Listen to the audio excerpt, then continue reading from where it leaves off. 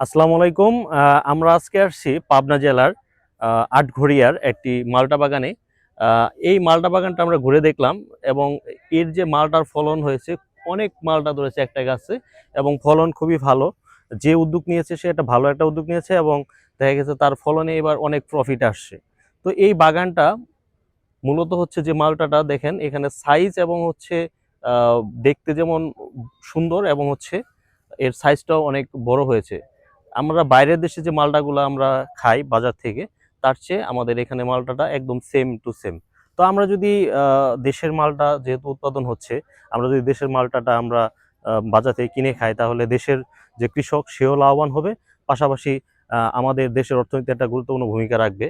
এখানে আসলে মূলত আমাদের দেশের কৃষি যে উন্নয়ন ঘটছে, তার প্রমাণ হচ্ছে এটার একটা এর ফলনটা। তো আমরা বাগানটা ঘুরে দেখাবো আপনাদের। আমরা এখন বাগানের ভিতরে ঢুকবো। এটাই হচ্ছে মূলত বাগানের ঢোকার মেইন গেট। আমরা মেইন গেট দিয়ে ঢুকলাম। এখানে অনেক পর্যটন এসেছে।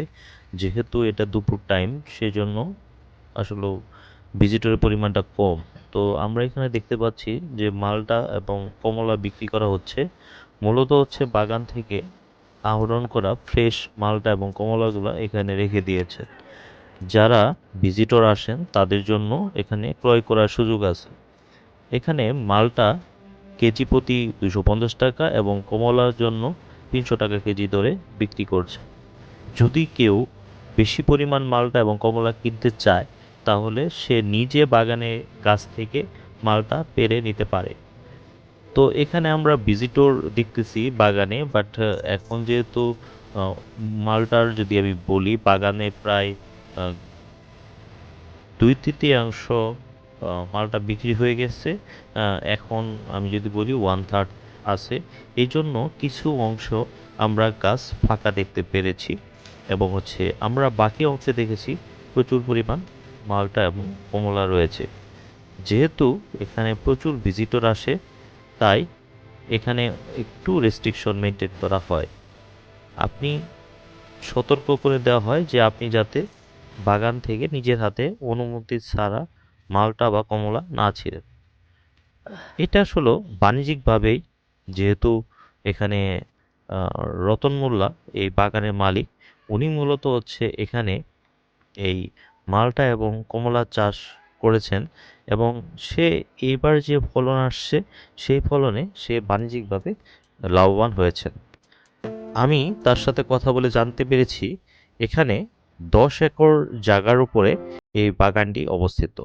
তিনি ইতিপূর্বেই, যেটা হয়েছে যে তার 6 বছর আগে সে এই মালটা এবং কমলার বাগানটি প্রথম শুরু করেন, এবং 6 বছর পরে সে পরিপূর্ণ ফলন এবং প্রফিটে আসছে। এই প্রফিট আসার পরে তিনি পাশে আরও অনেক অংশে নতুন চারা রোপণ করেছেন। তো এই যে একটা কৃষির এক ব্যাপক পরিবর্তন, যেটা আসলে আমাদের জন্য অনেক বড় একটা ব্যাপার নিয়ে এসেছে, যে বাইরের দেশের মতো একদম সেম সুস্বাদু মিষ্টি মালটা আমাদের দেশেই পাওয়া যাচ্ছে। এবং এটা হচ্ছে, আমরা যদি বলি, ন্যাচারাল এবং সুস্বাদু। সেজন্য এটা আমরা এখন বাইরের মালটার চেয়ে আমাদের দেশি মালটা যদি উৎপাদন হয়, তাহলে আমরা এটাকে প্রেফারেন্স হিসেবে দিব। আমরা মালটা বাগান মোটামুটি ঘুরে দেখালাম। আমার সাথে আমার কলিগরাও এসেছে।